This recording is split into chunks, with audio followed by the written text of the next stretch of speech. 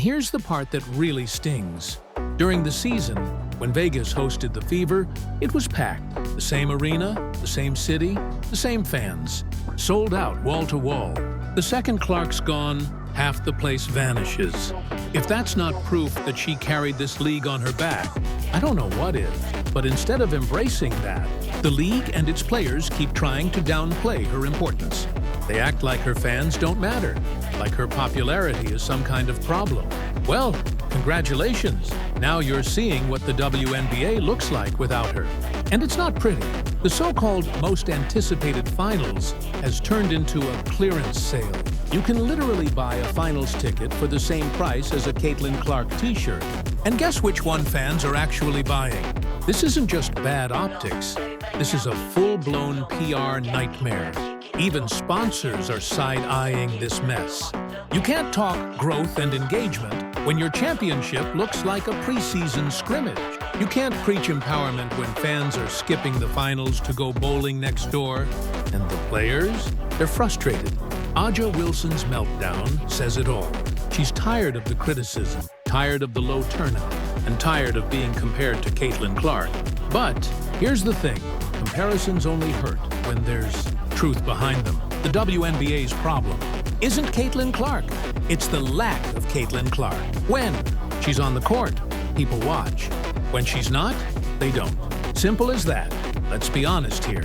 The entire WNBA season was basically the Caitlin Clark show. Every headline, every post, every viral clip, it all circled back to one person. Even when she wasn't playing, people still managed to drag her name into the story. Now, suddenly, she's out of the playoffs.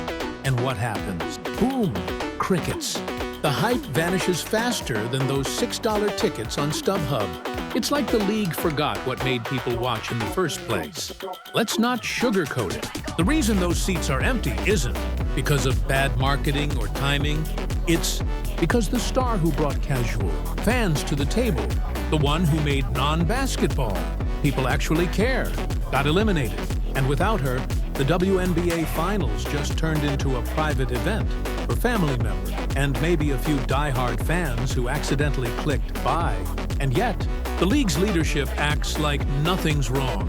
They keep posting on social media like, look at this amazing finals energy, while you can literally count the audience members on one hand. It's embarrassing. You know what's even more insane? The WNBA spent months bragging about record ratings during the regular season. Viewership up 200%, most watched season ever. But here's the thing, no one wants to say out loud. Those numbers had nothing to do with the league's strategy and everything to do with Caitlin Clark existing. It's like the league was driving an old car that could barely make it up a hill.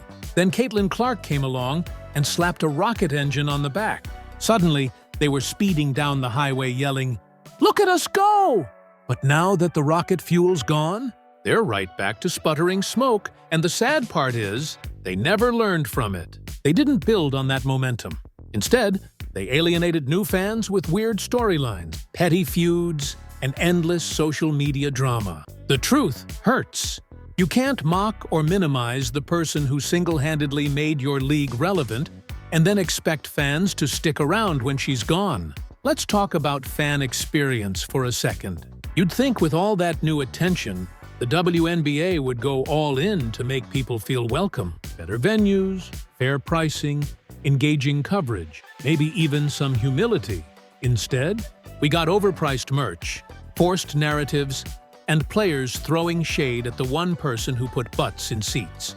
It's like they looked at success and said, nah, we'd rather gatekeep this. The fans who came in because of Caitlin Clark weren't just there for her. They wanted to fall in love with the league. They wanted to support everyone. But what did they see? Players acting cold, commentators playing favorites, and a vibe that screamed, "You're not one of us." Guess what? That's how you lose momentum.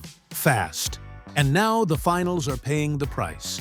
The seats are empty, the ratings are in free fall, and the media is scrambling to explain it away. But deep down, everyone knows the truth. You can't fake fan energy. You either earn it or you don't. Game 1 of the finals barely cracked 600K viewers. Game 2 dropped even lower. These are supposed to be championship-level games, but the numbers look like reruns of local cable shows. And remember, this is after months of the WNBA patting itself on the back for breaking records. Where did all those new fans go? I'll tell you where. They went right back to college basketball, to the NBA preseason, or to literally anything else that doesn't feel like a PR stunt. Even worse, those ticket prices, $6. That's less than a fast food combo meal. And still, people weren't buying. Imagine walking past the arena, seeing the giant finals banner, checking your phone, and realizing you could get in for less than an Uber ride home, and still saying, "Nah, I'm good." That's how little excitement there is. Some fans say it's the players. Others point to the league office. Some even blame the media for hyping things up too much. But let's be real. It's all of the above.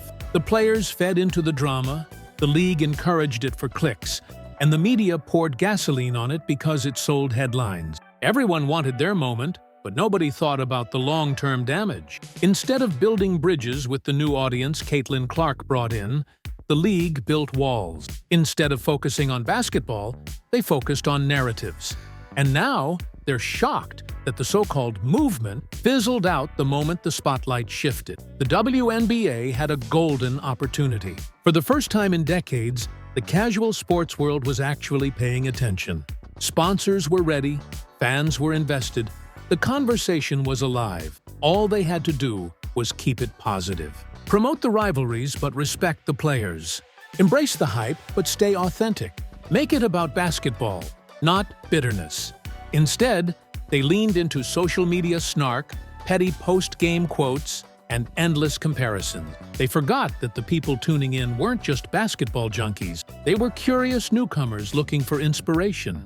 Now, they're gone. And when they're gone, they don't come back easily. You can't spend all season preaching growth and unity and then turn around and mock the very person responsible for that growth. That's not empowerment. That's self-sabotage. The same people who claimed they wanted equality in coverage and attention suddenly couldn't handle it when the spotlight landed on someone else.